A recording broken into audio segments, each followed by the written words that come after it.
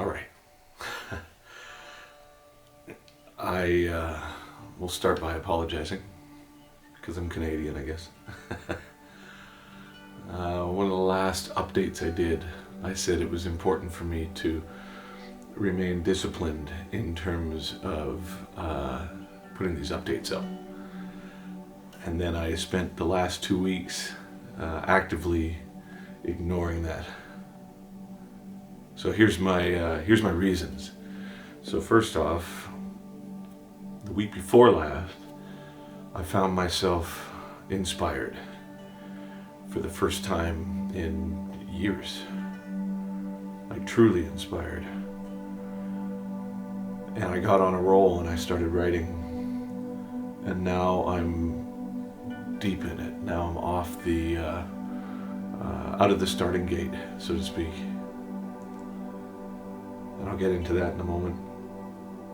And then last week I was at the NAMM show, which is a trade show in California, in Anaheim.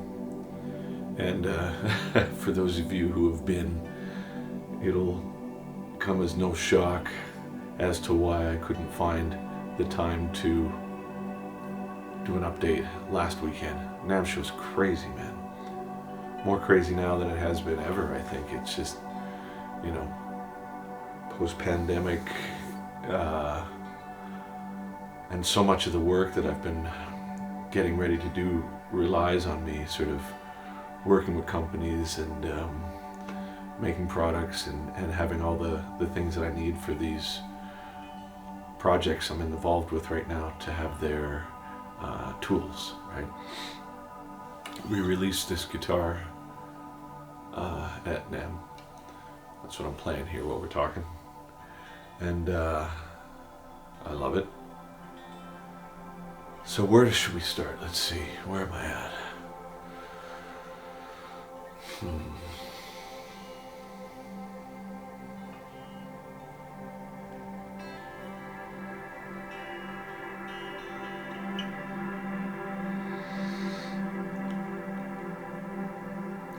So the workload now, not workload, what I'm doing right now is sort of separated into 4 categories. You've got the Moth, you've got Power Nerd, Casualties of Cool, and the Ruby Quaker show. And before I talk about them, this morning I was drinking my coffee like maybe 5 minutes ago, looking at the mess that I need to clean up today. And I realized that for the first time in years, I'm like, I can't wait to get going in the morning. I've spent a couple of years being like, not depressed, but like this state right around that, where it's just, you know, you find yourself in either a quandary about your intent, or you're thinking too much about it, or, you know, you're like I'd said in one of the last updates, I spent so much time analyzing things and then being afraid of what may or may not happen with the work, and, you know, why I'm doing it and all these things. But then when I started writing, like really writing, I recognized how much none of that mattered. And so I woke up this morning and I was drinking my coffee and I was looking at all the things that I have to do before I get to start writing today. And I was just like, oh, I'm so happy. I can't, not even happy. I'm so excited to do this. I'm so grateful to do this. I'm so, like, it's like a dream come true in a way to do this. And all the stuff that's come before it to set up, and all the thinking about it, and all the analyzing and all these things, I guess it served a purpose. And what's the writing like now? Moth is hard to do, man. Holy cow. So I've been working with orchestrators and playwrights and animators and storyboard, but it's really hard to do. the hardest thing about it is making it speak, even on a demo mix level. The ideas are so lofty and the concept is so violent in a way that it's like emotionally exhausting to do. And then you've got orchestra and choir and heavy guitar and heavy drums and then narrative and then sound effects and atmos, and it's just to make that speak on even a rudimentary level, to listen to, you know, what I tend to do is at the end of the day I'll make a rough mix and then I'll listen to it while I'm going to sleep or in a car or something. And typically it's easy because, you know, you just bash these pieces together and then the vibe of it comes through reasonably easily. But with the Moth material, it never feels done. It never feels ready to listen to, even on a demo level. So it's like I've been recording, and I haven't been able to listen to it really, because just the act of trying to make a demo mix of it just doesn't speak yet. And so I had an animator come out and we're working on a storyboard, and regrettably for some, and maybe not so much for general public, the penis metaphor that had been so built into the Moth narrative, which was essentially a view on power, I guess, has been progressively being eliminated from this. And I have to admit it benefits it from not just... I will, when it's done, I will do a supercut of what the original idea was. I think I'd mentioned in one of the other updates where I had watched that Holy Mountain film, the Jodorowsky, you know the guy. And I was just so immediately taken back by how making a statement that is just provocative for the sake of it it's too much effort for what it is that I want to achieve. Like, I've got something really specific with this I want to achieve, and it's not to just revolt people. But I will have a revolting version as well, just to show it as a demo, I guess. So yeah, with the Moth stuff, I've been writing and just going down these rabbit holes, and it's really intense, man. It's really, really next level stuff, but really hard to mix, and really hard to record, and really hard to make a narrative for, because the idea with any sort of a story is that you want it to be such that when people are participating with it, there's no why is this happening. And I've done that before, I think, with narratives where it's really dense and weird, and it's not what I want with this. I want this to be really direct. So I've got people in that are really good at critical thinking, that whenever I've got an idea for how the narrative proceeds, they're able to say, okay, well, why? Why does that happen? And I have to be able to give a logical answer. And this is what I want. I want to be able to explain it so it's like really makes sense. And all the places we started and all the weirdness of what it was in the beginning are revealing something that was, I guess, always there. So it's not necessarily that it's changed. It's just you're kind of chipping away at the initial block of clay there, and then it starts to reveal itself, and you're like, oh, I see. Cool. Very difficult to do. Very difficult to do this one. Awesome though. Holy cow. Is it ever awesome? Exhausting too, to do. I think there's a real difference between making like toxic statements that are heavy, and just something that's like assertive. And that sort of assertion that comes across in this material is like, it's like undeniable in a way, but also just very tiring. You can only sort of participate in that energy for a certain amount of time before it becomes consuming, and then you end up, it's diminishing returns at that point, because you're not, it's like you're flagellating yourself at that point.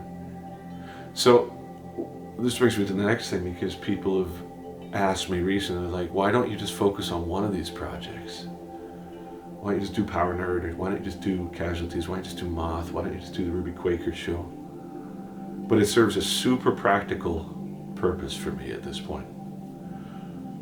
In one way, I'm always writing, and I don't try to edit the output. And so as a result of that, it comes out in different ways every day. Like, I'll write something one day that's like orchestral or heavy, and another day it's very commercial sounding, or another day it's like creepy and understated, another day it's like dream piece and like this. I love doing this. But the practical purpose that that serves is, if I get exhausted or bored, or something is becoming psychologically too invasive, having all these other avenues, I'm able to switch gears and then leave that one prior. So the other day I was really deep in a thing for Moth that was this visual narrative, and it was super intense and just exhausting to listen to, and exhausting to record, and exhausting to think about, because it was so intense. But then I left it, and then I started working on the Power Nerd stuff, and the release of energy that came by doing that was so welcome that I remember thinking, this is why you have different projects going concurrently. Because it's not like, I guess on one level, of course, it compounds the workload, but on a more practical level for me, it like allows each one to kind of know their boundaries. And then by saying, okay, no more of you right now, it keeps it under control. And as I had said in one of the prior updates, how I didn't want to go out of control. I didn't want to have it spiral. But it's like in controlled bursts, it's doable. You know, it's like, okay, you can let it go where it wants to go there. But then when you're tired of it, do this, do the ambient stuff, you know? My ambient guitar is dead, man. Super fun.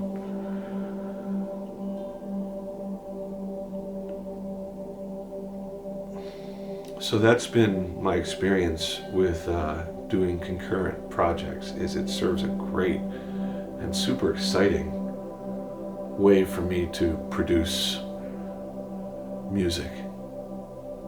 It's like, well, what are we going to do today? It's not like, so if you wake up one day and you're just like, you know, that thing I was working on last night was haunting me, creatively, lyrically, musically, whatever. And the next day you just wake up and you say, okay, well then don't do it today. Do something else. And then when you go back to it, it's like, it doesn't have that same sense of foreboding to it, you know, that idea that this is some sort of obligatory penance you have to pay. It's like, no, this is a part of the process, and this is a part of your current creative state, and so it has its place, it has its time, and it informs the other projects as well. So all the setup that I've been going through, and all the equipment that I've been working with companies to design to articulate these things has been amazing.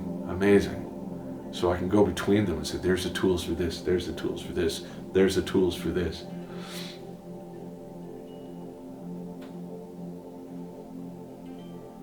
So what are the other projects? Okay, Ruby Quaker. So, as I've been talking about for a while, I've been building this spaceship. It's awesome, man. 4 months ago, I said it was 2 weeks from being done. But then, as it started to come together, I'm like, man, this is too cool.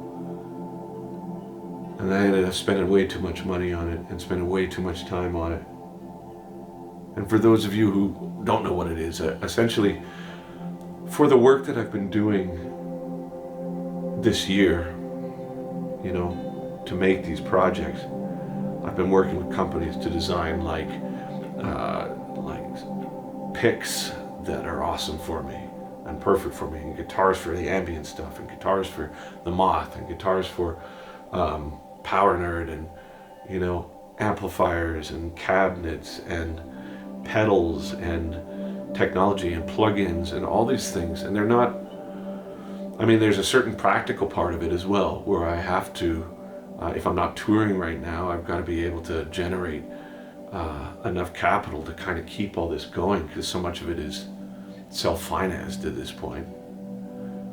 But then by having those tools specifically meet the needs, like, you know, to design this guitar, to like do what I'm doing right now, the ambient stuff, is like, I wanted it a certain way, and then it got done. And then the picks, I wanted them a certain way, and they got done. And these companies are saying, okay, well, can we have videos? And I'm thinking, wow, it's so stupid. If your feed is full of things that are just such a thinly veiled advertisement, even if it's cute, clever, you know what I mean? You make a funny video about it or whatever. And so I've been working on these products for like a year or more, and the company's like, well, when can we have content? And I've done a couple, you know, I mean, this is the best, whatever. But it seems so stupid.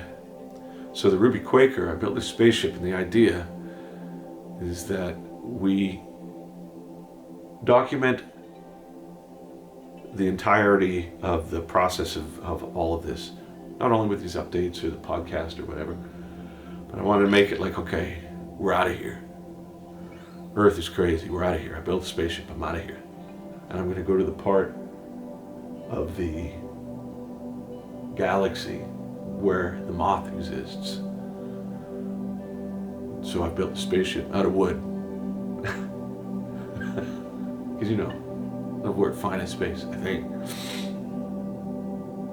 But then every episode, and the first one I'm hoping for a month from now, because getting the lighting and getting the cameras and everything is like, it's been so much work, man. But the idea is that in the first one, it's like, okay, so you start each episode with the spaceship, the sentient spaceship, Ruby. Says, hey, we got a delivery today. What do we get? Oh, we got coffee from this company. We got picks from this company. We got guitar from this company. And then as opposed to me having to like describe it in some super embarrassing way, just have the ship say, okay, why are you using that?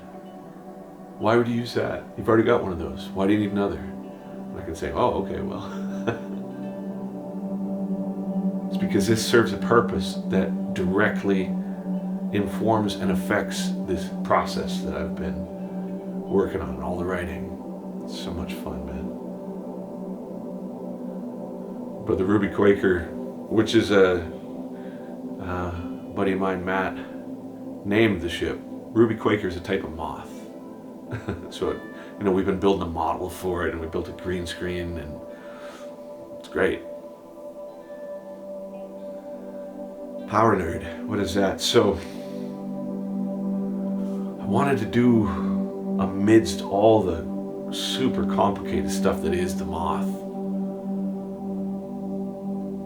I've been writing this stuff on the side as I always do, but it's like, I want it to be heavy, mid-tempo, really heavy, assertive, melancholy, rainy sounding, really emotionally intense, lyrically, simple production. I want somebody else to mix it. So I've got somebody else to mix it.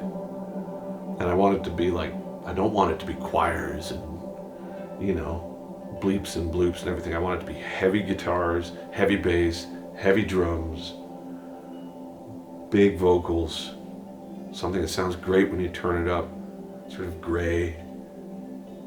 I love the idea of like owning it. It's like, you know, people when I was a kid or even now go out on tour with some of these, you know, ruthless bands, like, man, you're kind of nerdy. And I was like, yeah, man, but I'm a power nerd, man. So power nerd is not funny. It's not meant to be like ironic. It's like, no, man. Yeah, I'm a nerd for sure. But man, check this out. And that's actually, that's happening much quicker than I expected, because it's a reaction to the Moth. Like I'll write something and I'll be like, man, I gotta get this energy out. And I'll just go, you know what I mean? Just like, I've been working with Laney with these cabs that are amazing, and you know, Fractal and Aristides and KSR and all these things. I'm like, man, big heavy guitar, man. But I've never really been a thrash guy, even though, you know, with strapping I did a bunch of things that kind of veered into that direction. I was never really a riff guy in the sense of like, you know, you know, all this sort of more intricate thrashy things. For me, I was always just like, so writing stuff that kind of makes that like a definitive statement and then handing it off to somebody else. I've got a guy who he really is good at getting low end and big drums and heavy guitars, and doesn't have a lot of time or patience for all the choirs and all that sort of stuff. And to be able to like work with somebody in that regard and say, here's a bunch of really kick-ass songs while I'm working on the Moth, can you mix this? Of course I'll be there to mix with him to a degree, but I think it was important for me for that one to change it up a little bit. And then Dream Piece. So basically when the Ruby Quaker show starts, after we do the introduction, we talk about the gear and what's going on. I'm going to continue these kind of updates on the Ruby Quaker side, but I'll be overdubbing while it's happening. I'll be improvising and doing this kind of in the spaceship. Spaceship is fueled by music. But I've got an algorithm, not an algorithm, I've got a template set up where my input from the improvs that I do on the Ruby Quaker go into a template in Pro Tools that is set up with my input as just a stereo feed that then sends all these auxiliaries to Atmos channels that have automated panning, different effects, pitch or offsets or anything. And so everything that I improv in terms of the ambient stuff goes through this, and immediately I have an automatic Atmos and a really immersive Atmos version of it. And then the idea is every time I do a Ruby Quaker update, we immediately put that online, streaming services or download or whatever. So you have like new Dream Piece stuff, but Atmos if you want it. It'll be stereo too, of course, but Atmos if you want it. And then just a constant stream. Like I had set up the Dream Piece channel to kind of make that platform, just get it started 6 months ago or whatever. But the whole idea of that was, so it was hand in hand with the Ruby Quaker thing. And the idea with the Ruby Quaker as well is, okay, so say there's characters in the Moth universe. We can meet them as we're flying there. I went to the thrift store the other day and I got a bunch of kids' toys, and now we're building a model of the Ruby Quaker. So figure for the intro, just have a real quick, you know, zoom, and then have a spaceship go by, Mystery Science Theater style. And today I got to clean up. Just got back from the NAMM, and everything is the NAMM. Everything's a mess. I got cables and things everywhere. So I'm gonna do a quick cleanup, and then I'm just gonna dig in and start working on. There's 3 tracks for the Moth that I want to get to the storyboard artist today. Oh yes, and Casualties, right? So Che and I have been getting together. last time we got together and wrote, it became very clear to both of us that when we write together, even though it's been 10 years since we did the first Casualties record, when we write together, there's a very special thing that happens. It's hard to define, actually, because we're so different as people. But there's some intrinsic thing creatively that's very similar, like very similar. And we have this pretty clear path as to what the next Casualties is going to look like and sound like. It's almost like there's this is it say sepia, that kind of vibe to it. And so the only way that we can keep going, because we're both so prone to just postponing things when it comes to Casualties, is consistently getting together. So now we just get together, and then a couple weeks later we get together again, a couple weeks later we get together again. And it's emotionally super intense, that stuff. Super intense. I think just the differences in our personality forces both of us to look at ourselves differently and to look at the process in a very unique way. And it's it's every bit as dark and haunted as the first one was so far. But also, we don't want to rush it. So the only way to keep doing it is to keep doing it. That's where I'm at. So this morning I'm gonna get into those 3 Moth songs, spend the afternoon power nerding it, get some exercise. It's exciting, man. For so many months, I woke up every day just being like, oh my God, dude, this is so, hard. Whether or not it was, I'm so fortunate to have this job, don't get me wrong, but there's a lot of things with, family and friends and people suffering and the mental health of people I cared about that required you to be there for them. And it's like, wow, this is hard, man. But the past couple of weeks, even though those things still persist, there's really been a tangible shift in it, where now I feel like, oh wow, I'm really excited to face these things.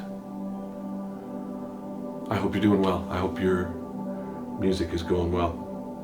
A little bump in the road there, but it should only be temporary. So I'll see you next week. Keep it together. Thanks, man. Cheers.